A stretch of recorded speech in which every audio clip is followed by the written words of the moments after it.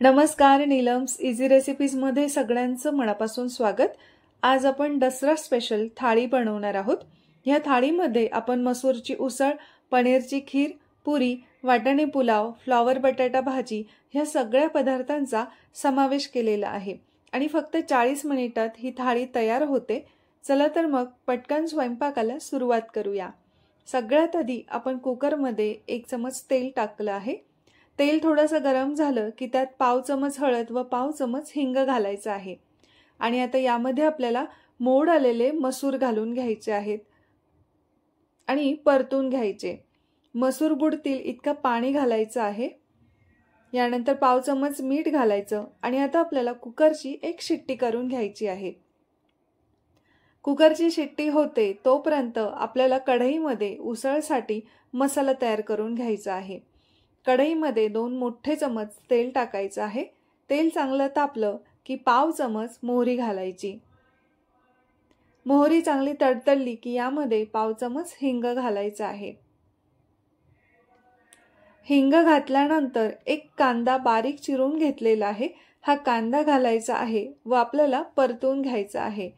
कांदा थोडा गुलाबी परतला गेला की यामध्ये आपल्याला 1 चमच आलं लसूण पेस्ट घालायची आहे व ही पेस्ट आपल्याला चांगली परतून घ्यायची आहे।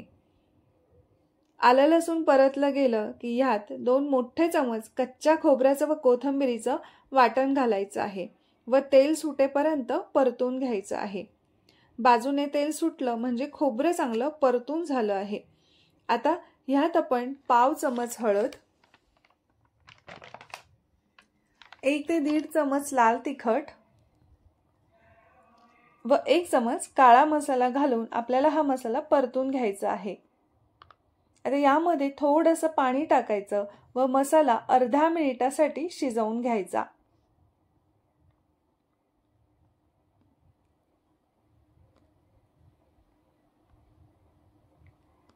आता या मसाल्यामध्ये आपण शिजवून घेतलेली उसळ घालायची आहे।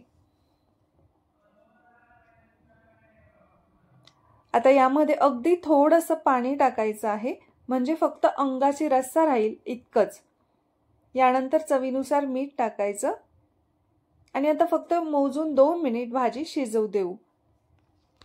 उसळची भाजी शिजायला आपण दुसऱ्या गॅसवर शिफ्ट करू आणि आता फ्लॉवर बटाटा भाजी करून घेऊ। त्यासाठी गरम पाण्यात फ्लॉवर टाकायचा, थोडंसं मीठ टाकायचं व पाणी उकळायला लागलं की गॅस बंद करून फ्लॉवर निथळून घ्यायचं। यामुळे फ्लॉवर स्वच्छ धुवून होतो। आता फोडणी करून घेऊ। कढईमध्ये 2 मोठे चमच तेल गरम करून घ्यायचं आहे। तेल गरम झालं की पाव चमच मोहरी टाकायची। मोहरी तडतडली की पाव चमच जिरं घालायचं, पाव चमच हिंग टाकायचा व 1 चमच आलं लसूण पेस्ट घालून परतून घ्यायचं आहे। आलं लसणाचा कच्चेपणा गेला की यामध्ये पाव चमच हळद, 2 चमच लाल तिखट टाकायचं आहे आणि हे परतून घ्यायचं। आता यामध्ये फ्लॉवर घालायचा आहे। फ्लॉवर घातल्यानंतर यामध्ये आपल्याला एका बटाट्याच्या फोडी स्वच्छ धुवून यामध्ये घालायच्या आहेत आणि ह्या सुद्धा आपल्याला परतून घ्यायच्या आहेत। आता यामध्ये आपण चवीनुसार मीठ घालायचं व वरून थोडी कोथिंबीर घालायची आणि आता झाकण ठेवून ही भाजी आपल्याला 5 ते 6 मिनिटांसाठी वाफेवरती शिजवून घ्यायची आहे।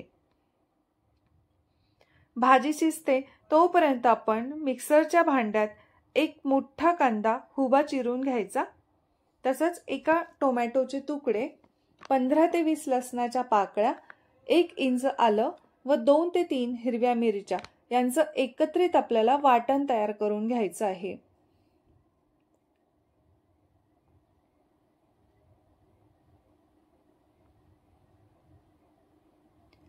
आणि आता कुकरमध्ये अर्धा चमच जिरं घालायचं आहे। जिरं चांगलं फुललं की त्यामध्ये आपण वाटून घेतलेलं कांदा टोमॅटोचं वाटण घालायचं आहे आणि हे वाटण आपल्याला तेल सुटेपर्यंत परतून घ्यायचं आहे।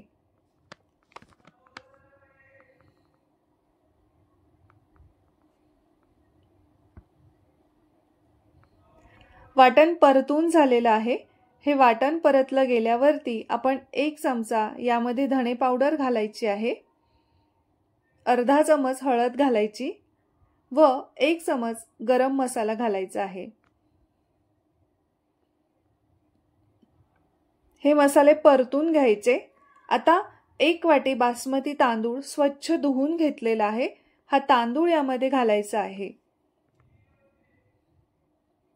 तांदूळ घातल्यानंतर आपल्याला 1 वाटी वाटाणे यात घालायचे आहेत।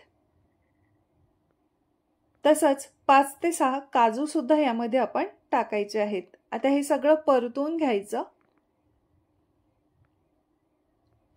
आणि आता 1 वाटी तांदळाला 1.25 वाटी इथे मी पाणी घालत आहे। तांदळानुसार पाण्याचं प्रमाण बदलत असतं। आता पाणी घातल्यानंतर यामध्ये आपल्याला चवीनुसार मीठ टाकायचं आहे।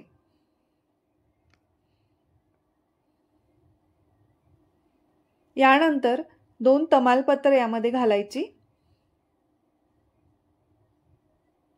आणि आता 1 चमच साजूक तूप घालायचं आहे आणि कुकरच्या 2 शिट्ट्या करून घ्यायच्या आहेत। कुकरच्या शिट्ट्या होतात तोपर्यंत आपण अळूच्या भजीसाठीचं पीठ भिजवून घेऊ। त्यासाठी अळूची पानं बारीक कापून घेतली आहेत। त्यात आपण 5 ते 6 मोठे चमच बेसन, 2 मोठे चमच तांदळाचं पीठ, अर्धा चमच ओवा, पाव चमच हिंग आणि चवीनुसार मीठ घालायचं आहे आणि थोडं थोडं पाणी घालत हे पीठ आपल्याला भिजवून घ्यायचं आहे।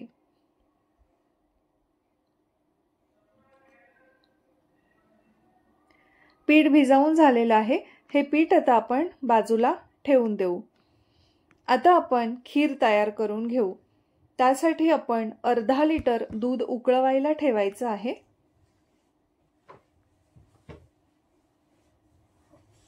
दूध उकळायला लागलं की यात आपल्याला 1 चमच कस्टर्ड पावडर दुधात मिक्स करून घालायची आहे व दुधात घातल्यानंतर हे चांगलं एकत्र करून घ्यायचं आहे। कस्टर्ड पावडर घातल्यानंतर अर्ध्या मिनिटानंतर गॅस बंद करायचा आणि गॅस बंद केल्यानंतर 1 मिनिटानंतर किसलेला पनीर यामध्ये आपल्याला घालून घ्यायचा आहे।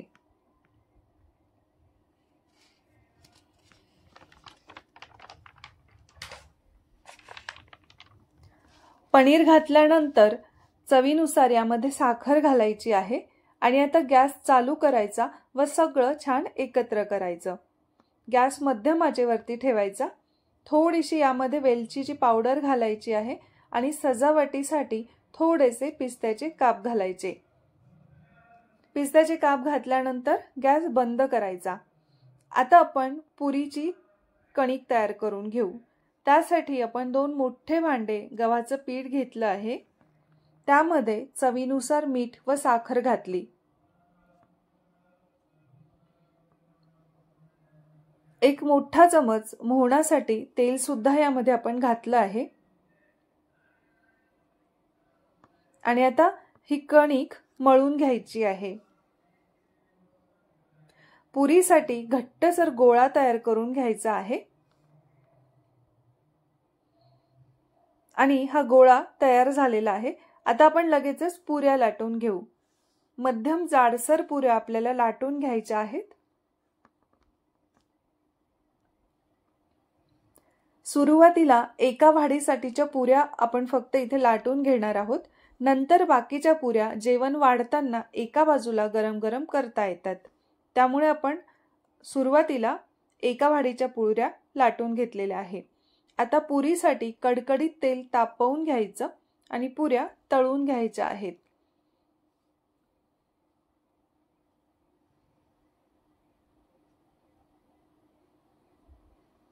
पुऱ्या छान फुगल्या आहेत, काढून घेऊ आणि आपण सगळ्या पुऱ्या इथे तळून घेणार आहोत।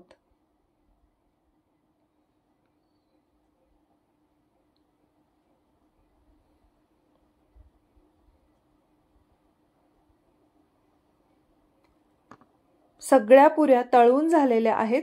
आता आपण अळूचे भजी काढून घेऊ। पुरीनंतर लगेच त्याच गरम तेलात आपण भजे तळून घ्यायचे आहेत।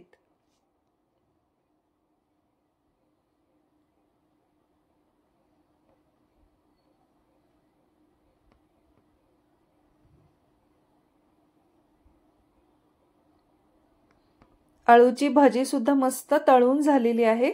एका प्लेटमध्ये काढून घेऊ आणि इथे आपला सगळा स्वयंपाक तयार झालेला आहे। मस्त मसूरची उसळ, पनीरची खीर, पुरी, फ्लॉवर बटाटा भाजी, वाटाणे पुलाव, अळूची भजी, काकडी असा छान स्वयंपाक तुम्ही सणाच्या दिवशी किंवा मग पाहुणे आल्यावर सुद्धा करू शकता।